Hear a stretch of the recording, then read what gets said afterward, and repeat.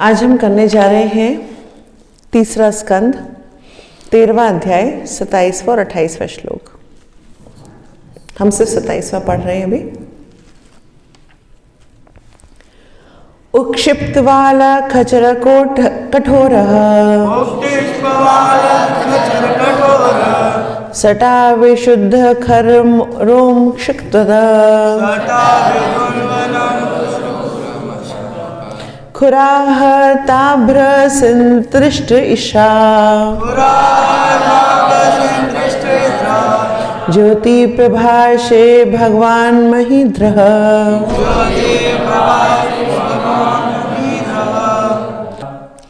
उक्षिप्त वाला पूंछ फटकारते खचरः आकाश में कठोरः अति कठोर सटा कंधे तक लटकते बाल विधुन वह हिलाता खर तेज रोमश रोमश त्वक रोम से भरी हुई त्वचा खुर आहत खुरों से टकराया अभ्रह बादल सित दृष्ट सफेद दाढ़े ईक्षा चितवन ज्योति चमकीली प्रभाषे तेज निकलने वाला भगवान भगवान महीद्रः जगत को धारण करने वाला।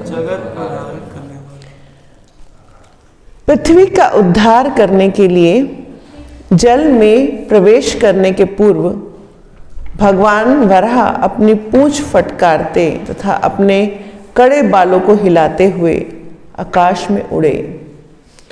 उनकी चितवन चमकीली थी और उन्होंने अपने खुरों तथा चमकीली सफेद दांतों से आकाश में बादलों को बिखरा दिया। तात्पर्य शिल प्रपात की जय।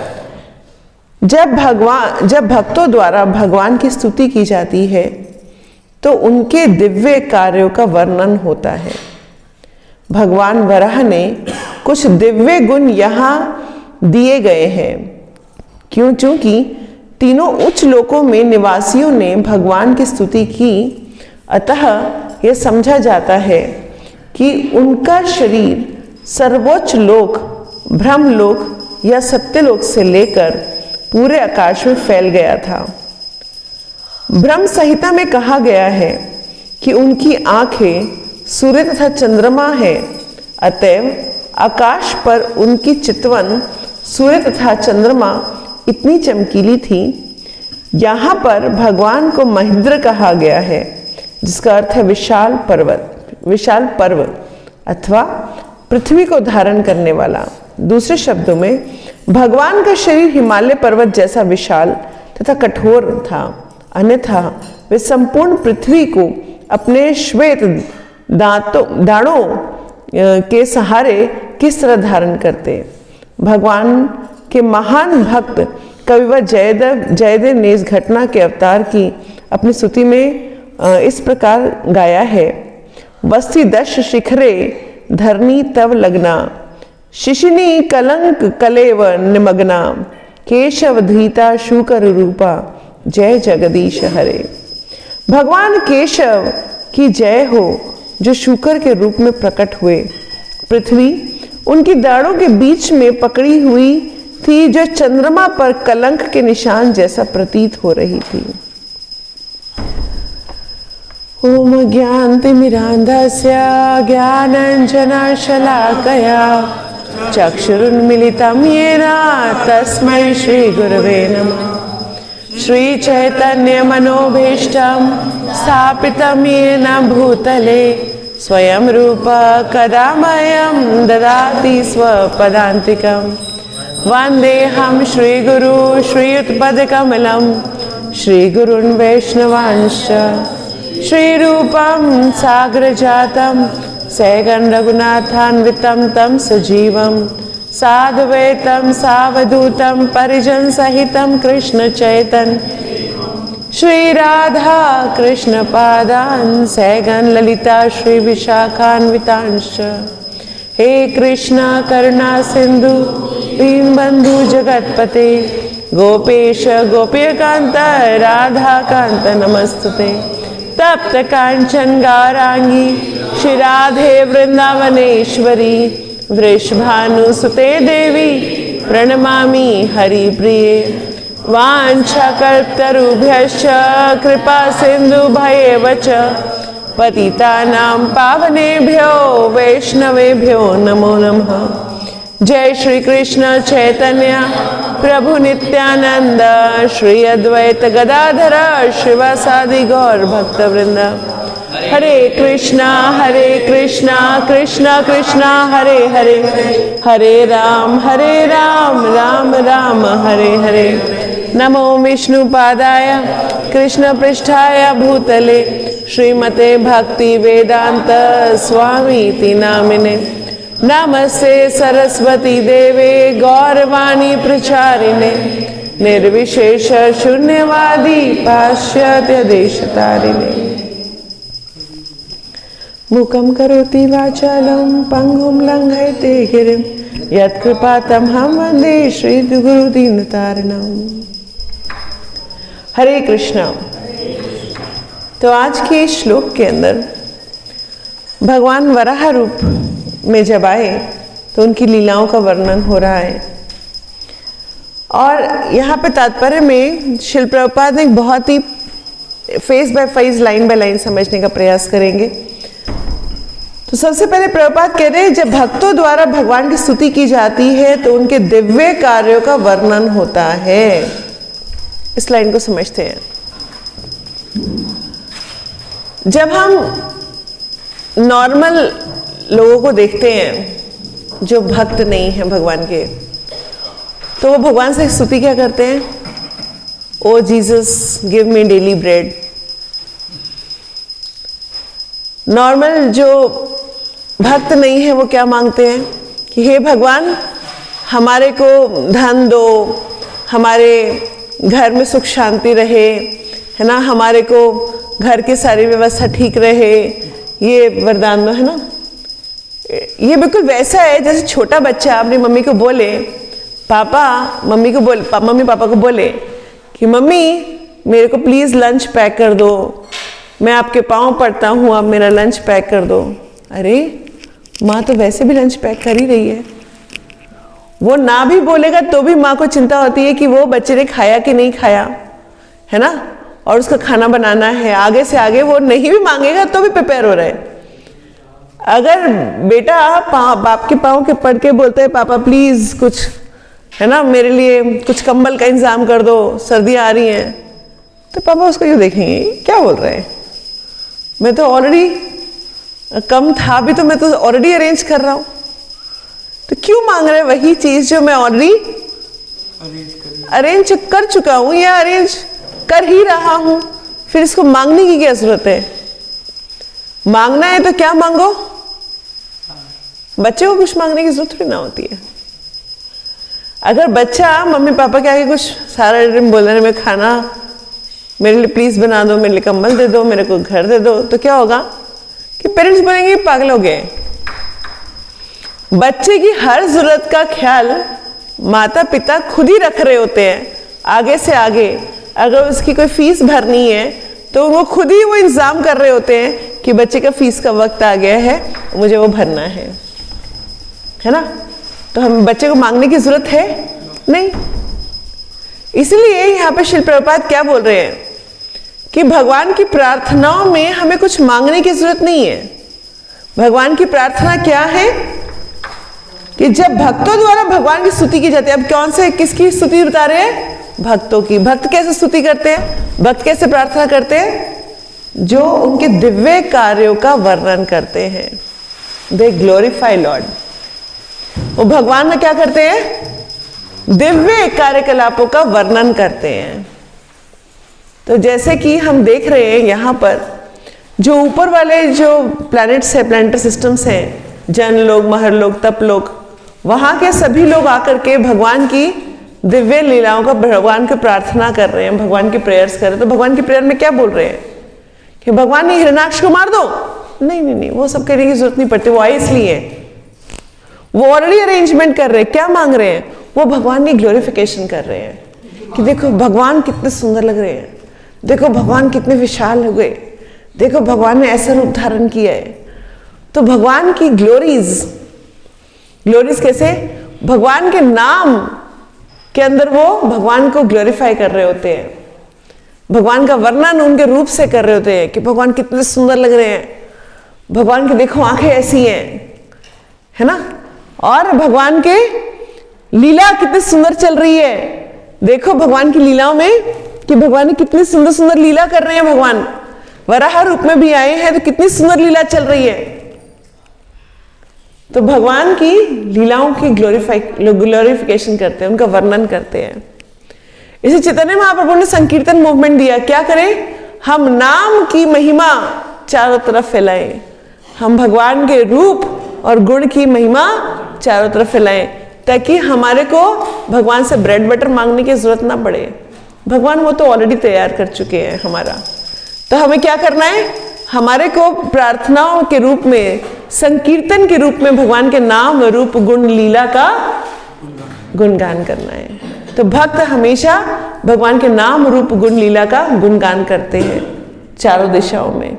तो भगवान भक्तों का भक्त को तो मौका चाहिए, कब भगवान की कोई लीला हो और कब मैं किसी लीला को पढ़ूं और उसके बाद मैं उसको दूसरे लोगों को भी सुनाऊं, है ना।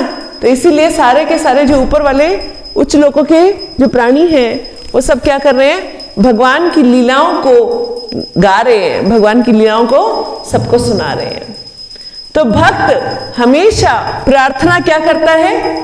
भक्त हमेशा प्रार्थना ये करता है कि मैं कैसे भगवान की लीलाओं का गुणगान करूं, कैसे मेरे मुंह से कभी भी कोई भौतिक बातें ना निकले, केवल भगवान की सेवा के लिए मेरा मुंह खुले या फिर भगवान के नाम रूप गुण लीला के लिए मेरा मुंह खुले। तो ये एक भक्त की इच्छा होती है। फालतू की चटपट चटपट पैट पैट पैट पैट करने से क्या है? प्रजल्पा क्या करता है? जितना करते जाएंगे उतना ज्यादा भौतिक इस जगत में फंसते जाएंगे। बोलो वो कैसे? वो कैसे? कौन बताएगा? इच्छा अनंत है, वो प्रकृति नहीं हो सकता है। नहीं, जब हम प्रजल्पा कर रहे होते हैं वो हमें भौतिक चीजों में कैसे बांध देता है? भौतिक ये तो मन की प्रवृत्ति है। जब हम इसकी बातें उसकी बातें, है ना, ये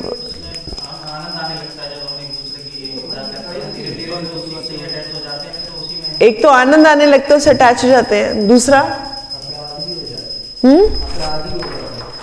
दूसरों के प्रति अपराध भी कर रहे होते हैं, इसलिए हमारे को अपराध भी बंध रहे होते हैं। और सुनाई वगैरह देता है तो मन में उसी जो बोलते हैं वो श्रवण भी होता है, उसकी वजह से मन में वही चीज बार बार घूम रही होती है। Very good point. और कुछ? समय बर्बाद होता है। जो भी हम भौतिक बातें बोलते हैं, ऐसा भागवतम में आगे वर्णन आएगा, जितने भी हम भौतिक बातें बोलते हैं वो यहां पर ईथर में, हम कहते हैं ना, वो एक स्पेस बना लेता है। ये बड़ा डीप फिलॉसफी है इसको समझने में। वो ईथर में जैसे अगर हम सपोज करें कि मेरे पास में बहुत बड़ी गाड़ी होनी चाहिए, तो वो थॉट पंच तत्व में एक अपनी स्पेस बना लेगा, और वो जब तक पूरा नहीं हो जाएगा तब तक शरीर लेते रहना पड़ेगा।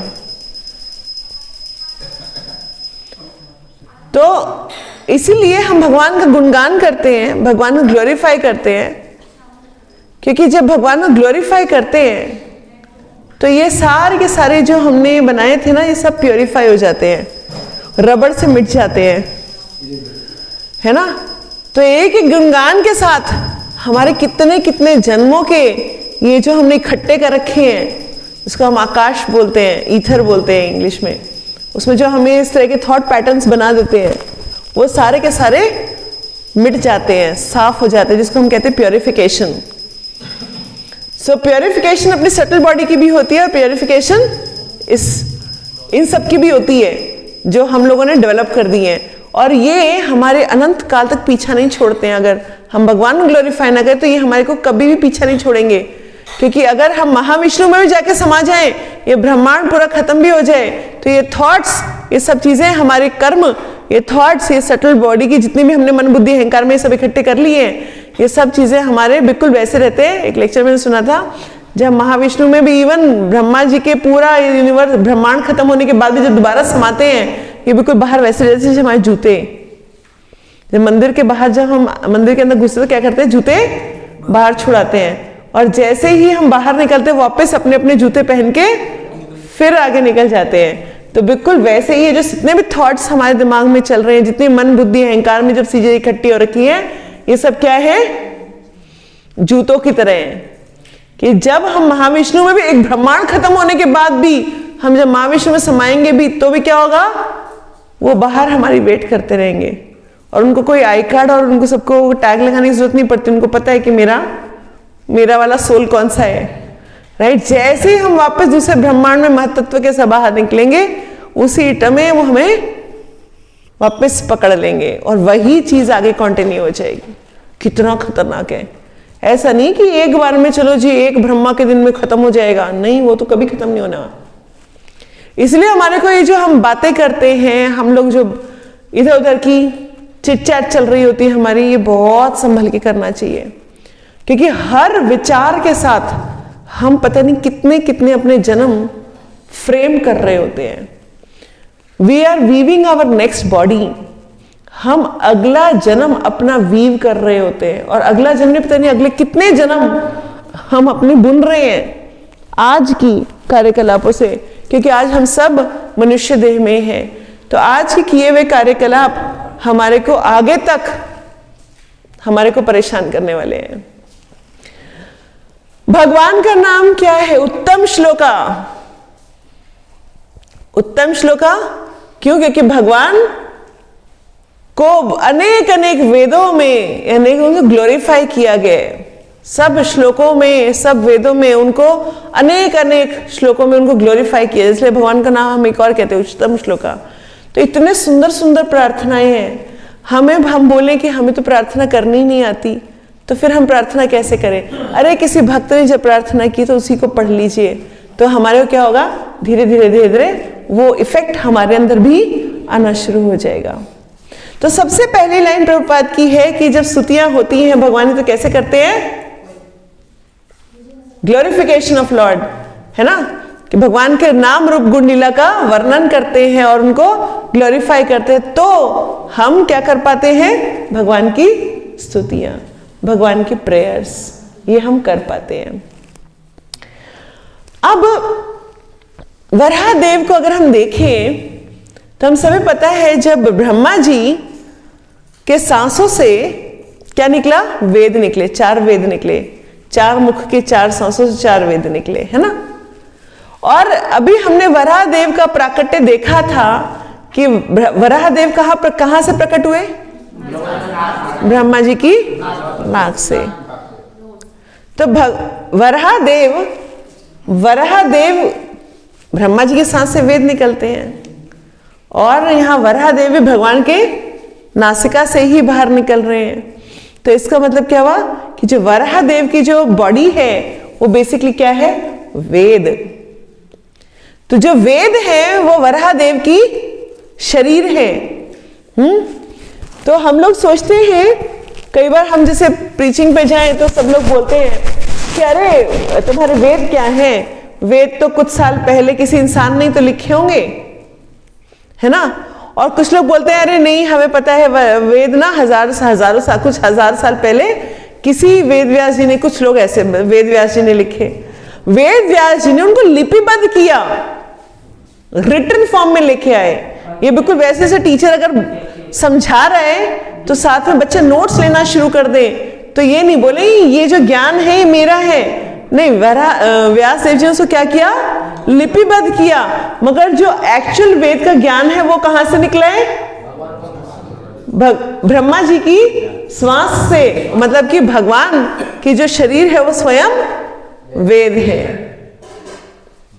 अब इस बात को हम लोग वो समझने में हमारे को बड़ा मुश्किल होता है ना, क्योंकि हम लोग हर चीज को भौतिक 5 तत्वों के बीच में घुसा करके देखते हैं।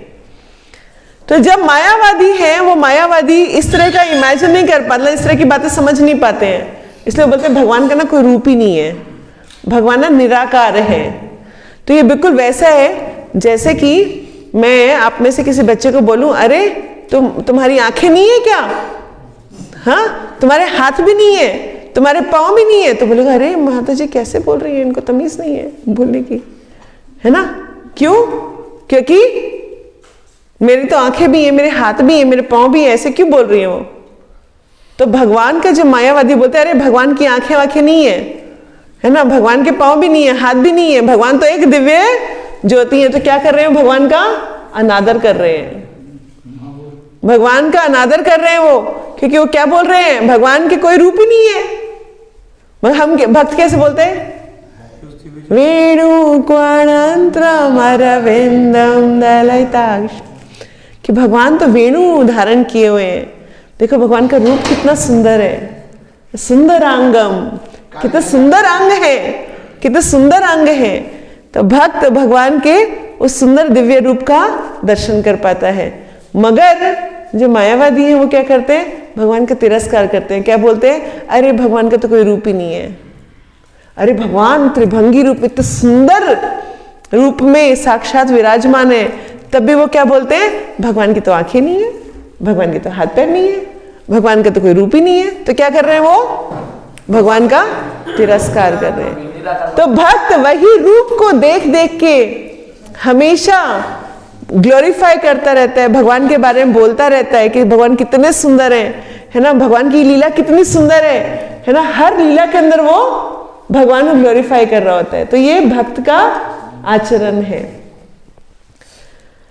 अब उसके बाद यहां पे बोला गया कि चूंकि 3 लोकों के निवासियों ने भगवान की स्तुति की, अतः यह समझा जाता है कि उनका शरीर सर्वोच्च लोक ब्रह्मलोक और सत्यलोक से लेकर पूरे आकाश में फैल गया था। तो कुछ लोग बोलते हैं अरे भगवान तो लायन रूप में आए, भगवान तो एक पिग रूप में आए, ऐसे बोलते हैं कुछ लोग। अरे भगवान कभी भी किसी रूप में नहीं आते हैं, भगवान एक फॉर्म लेते हैं, जो मतलब फॉर्म होती है भगवान की, हर तरह की अनंत फॉर्म है भगवान की। जिस तरह की जो प्रॉब्लम होगी वो वाले रूप नीचे आकर उस प्रॉब्लम को सॉल्व करके चला जाएगा, है ना।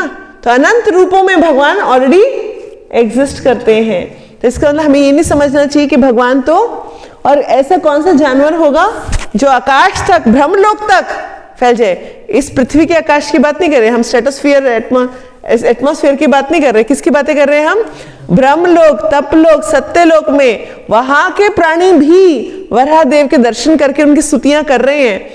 तो इसका मतलब क्या, वहां पे भी उनके दर्शन हो रहे हैं, है ना।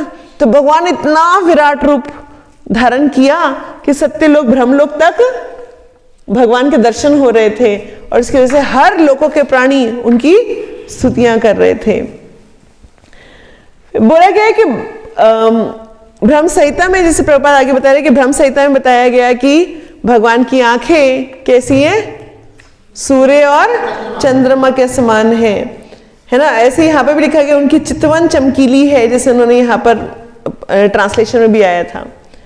तो ये हम कैसे समझ सकते हैं, ये हम ऐसे समझ सकते हैं कि कई बार हम भी सोचते हैं हाँ भाई, कई बार जैसे हम भौतिक गाने सुने तो उसमें होता है कि तुम्हारी आंखें बड़ी चमकीली हैं, कुछ इस तरह का।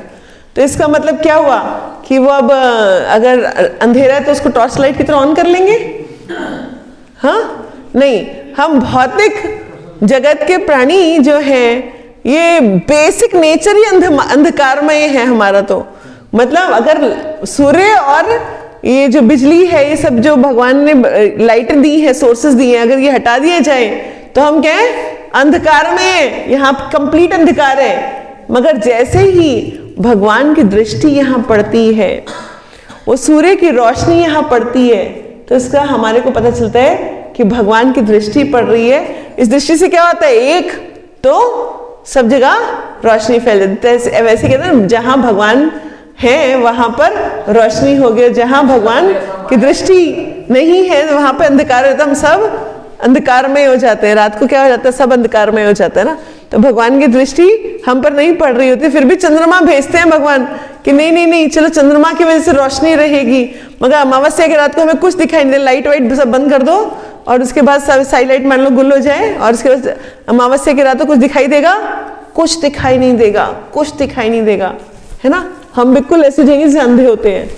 तो भगवान ने इसलिए सूर्य और चंद्रमा की तरह अपनी आंखें से हमें रोशनी दी हुई है, ताकि हम उस रोशनी में देख सके, काम कर सके, सब चीजों को एज इट इज देख सके। बिल्कुल वैसे ही भगवान की ये रोशनी, भगवान की आंखें कहाँ पड़ती है, प्रकृति पर। कहते हैं ना, फर्स्ट कैंटो में हम पढ़ ही रहे थे कि भगवान की दृष्टि जब प्रकृति में पड़ती है तो प्रकृति मतलब बहिरंगा शक्ति सब उत्पन्न करना शुरू कर, सब जीवों को उत्पन्न करना शुरू कर देती है। तो बिल्कुल वैसे ही हम आज देखते हैं प्रकृति में भी, जब सूर्य की रोशनी किसी भी जगह पड़ती है तो उसके बाद क्या होता है, वो बीज अंकुरित हो जाता है, और उस बीज अंकुरित होकर के आगे वो जीवन शुरू हो जाता है ना। और वही वनस्पतियों में जो रस है वो चंद्रमा डाल देते हैं। तो अगर चंद्रमा की रोशनी ना पड़े तो कोई टेस्ट नहीं आएगा, कोई रस नहीं आएगा। इसलिए जो लोग आर्टिफिशियल लाइट्स वगैरह में ग्रो करते हैं इन चीजों को, उसके अंदर वो रस जो एक्चुअल तत्व है वो डेवलप नहीं होता, है ना। वो सिर्फ फोका फोका लाइट डाल के, वो भी लाइट डालते हैं, लाइट डाल के फोका फोका तो कर देते हैं, बट जो रस आना चाहिए, जो फलों में, सब्जियों में, पत्तियों में जो रस है वो कहाँ से आ रहा है, चंद्रमा से। और चंद्रमा क्या है, भगवान की आंखें, आईज। सूर्य और चंद्रमा दो आईज है, ठीक है। तो फिर कहा गया है कि इसीलिए भगवान की जो आंखें हैं वो कैसी है, चमकीली है ना, बिल्कुल सेल्फ इल्यूमिनेटिंग है। वर्ड यहाँ पे आया था कि इट्स ल्यूमिनस। तो ल्यूमिनस का मतलब क्या हुआ कि जो सेल्फ इल्यूमिनेटिंग, उसको कोई सी टॉर्च लाइट की, इलेक्ट्रिसिटी की, उस सब की जरूरत नहीं पड़ती है ना। यहाँ पर सब चीजों की जरूरत पड़ती है हमारे को। एक दिन हमारा इन्वर्टर खराब हो जाए, जनरेटर खराब हो जाए, लाइट चली जाए, हम सब अंधकार में हैं। तो सबकी जरूरत, प्रॉब्लम कहाँ आ गई, क्योंकि हमारी लाइटों को सोर्स की जरूरत पड़ती है, मगर भगवान सेल्फ इल्यूमिनस है। फिर उसके बाद क्या कहा गया, यहाँ पर भगवान को महीग्र कहा गया। महीग्र का मतलब है विशाल पर्वत, अथवा जो पृथ्वी को धारण करने। दो तरह से समझाया प्रभुपाद ने इसको। महाइद्र, महिद्र दो तरह से समझाया। क्या, एक जिसने पृथ्वी को धारण किया, और दूसरा जिनका शरीर पर्वत की तरह स्ट्रांग था, विशाल था। तो यहाँ पे एक और वर्ड है कठोरः। कठोरः मतलब बहुत वज्र की तरह कठोर। तो भगवान अब भक्तों के लिए वज्र की तरह कठोर है, मगर भक्तों के लिए फूल से भी ज्यादा कोमल है। तो जैसे हम बहुत सारे एग्जाम्पल में देख सकते हैं, जब नरसिंह देव आए तो जब वो खंबा फाड़ के बाहर आए तो इतना उग्र रूप में थे, इतना उग्र रूप में थे कि हिरण्याकश्यप को तो पकड़ के उन्होंने अपने हाथों से ही फाड़ डाला। और पता नहीं कितने करोड़ों जो राक्षस थे, जो हिरण्याकश्यप की सेना थी, उनको सिर्फ अपने नखूनों से यूं करके फाड़ देते थे, इतना गुस्से में थे। मगर मतलब उनके एक नखून में कितने राक्षस वो यूं करते थे, पता नहीं कितने राक्षस फट के उनके चूरे चूरे हो जाते थे, है ना। मगर वही नखूनों से जब उन्होंने भक्त प्रहलाद को अपनी गोद में बिठाया तो बिल्कुल वैसा था जैसे वही शेरनी जब अपने मुंह में किसी जानवर को पकड़ती है तो उसको मौत नजर आती है ना। और वही शेरनी जब अपने बच्चे को अपने मुंह में लेती है तो वही उसके लिए, वो तो गुदगुदी होती है उसके बच्चे को, तो कि मेरी माँ ने पकड़ा, जो कि सेम दांतों से पकड़ रही है, सेम दांतों से पकड़ रही है, जो सेम दांतों से किसी जानवर को पकड़ रही है शेरनी, तो क्या हो रहा है, उसको मौत नजर आ रही है। और वही शेरनी जब एक अपने बच्चे को पकड़ती है, वही दांतों से पकड़ती है, मगर उसको क्या हो रहा होता है, वो एंजॉय कर रहा होता है, उसको गुदगुदी हो रही होती है ना। तो बिल्कुल वैसे ही जब अभक्त के सामने भगवान आते तो कठोर, तो कठोर दिखाई देते हैं भगवान, मगर जब भक्त के सामने आते हैं तो वही भगवान फूल की तरह कोमल बन जाते हैं, है ना। जैसे चैतन्य महाप्रभु जो सबसे ज्यादा करुणामयी अवतार है, सबसे ज्यादा करुणामयी अवतार है। क्यों सबसे ज्यादा करुणामयी है? क्योंकि बाकी जितने भी अवतार थे उसमें उन्होंने क्या किया, जो अभक्त थे, जो राक्षस थे, उनका उनका वध कर दिया। वह चैतन्य महाप्रभु ने क्या किया, उन राक्षसों को वध नहीं किया, उनको भी प्योरीफाई कर दिया, है ना। उनके अंदर की जो राक्षसी प्रवृत्ति थी उनको खत्म किया। तो चैतन्य महाप्रभु भी अगर हम देखें तो जैसे, और भगवान अपने भक्तों के अगेंस्ट भी कुछ देख नहीं पाते हैं, मतलब बिल्कुल सहते नहीं है।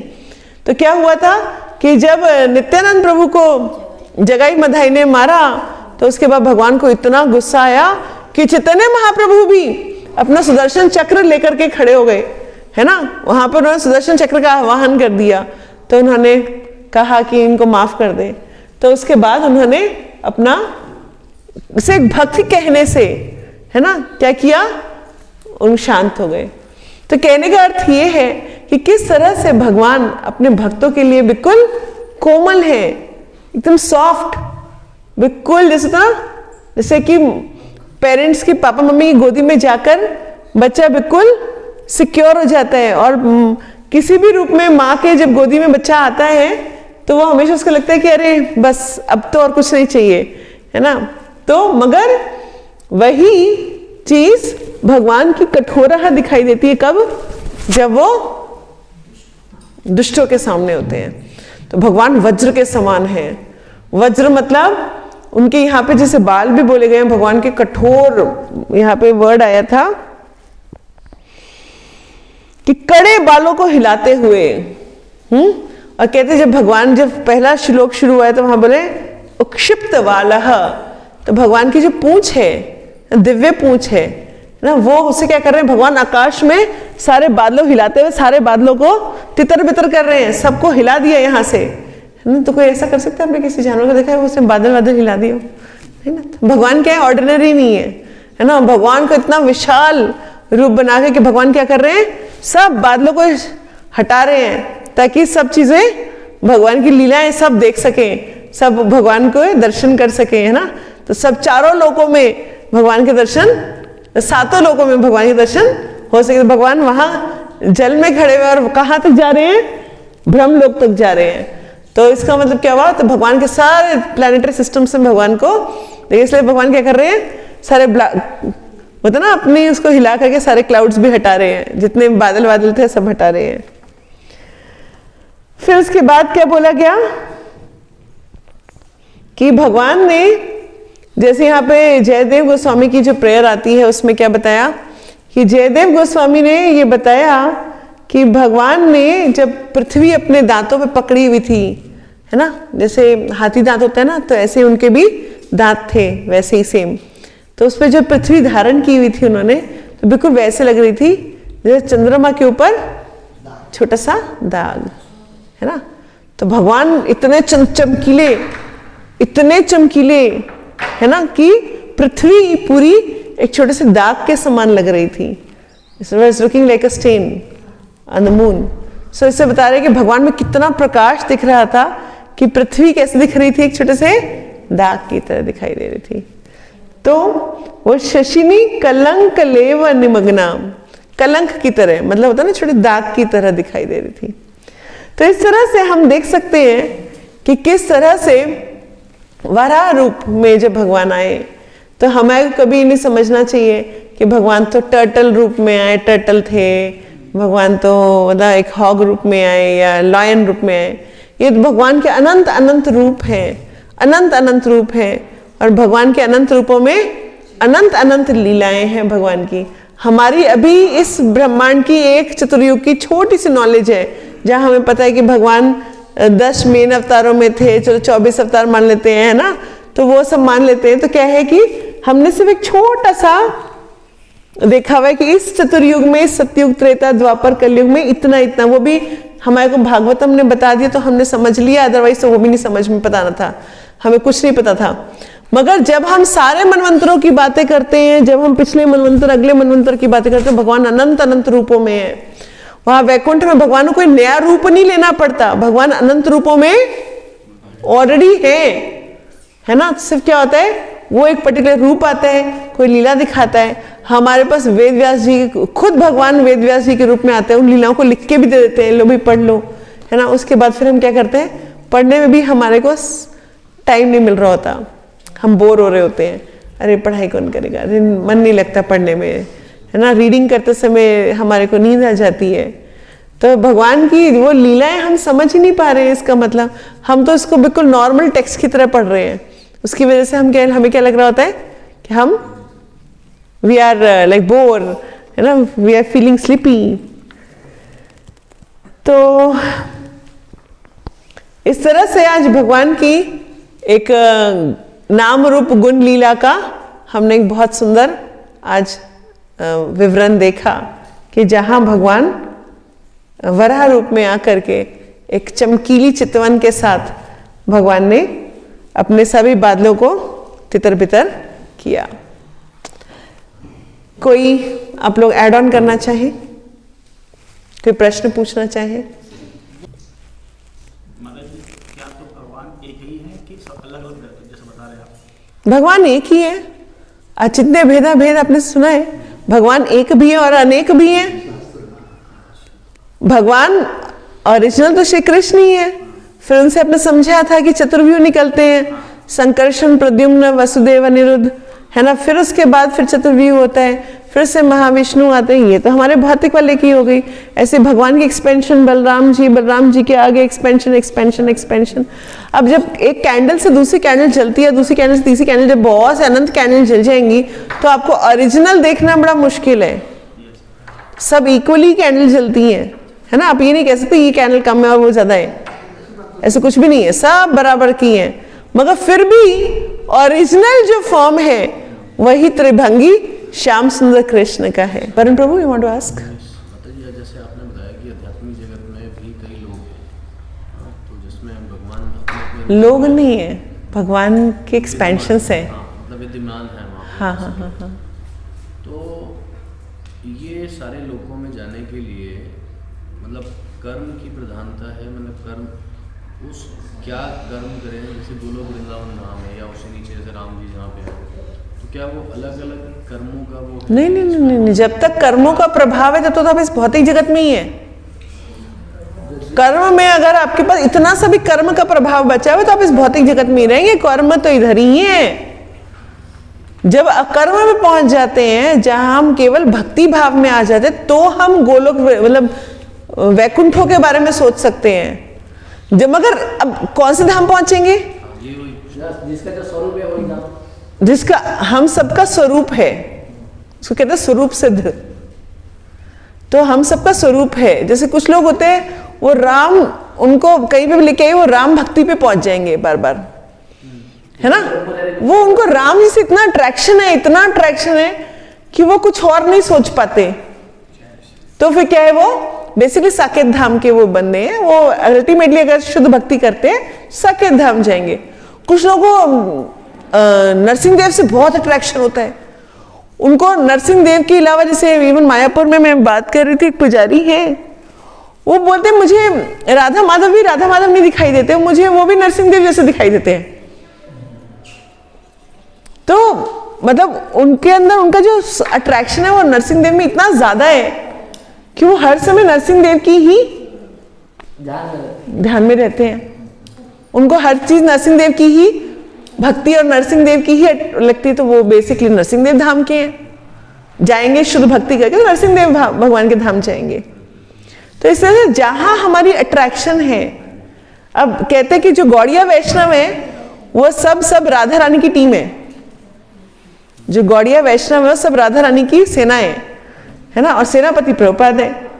तो ऐसा नहीं कि ये चैतन्य महाप्रभु लिखे गए, मैं नहीं बता रही कुछ भी। चैतन्य महाप्रभु बोले कि मेरा सेनापति आएगा, है ना। और चैतन्य महाप्रभु क्या है, राधा रानी के हृदय से लेकर के स्वयं कृष्ण है। तो जो राधा रानी की टीम है वो है गौड़िया वैष्णव।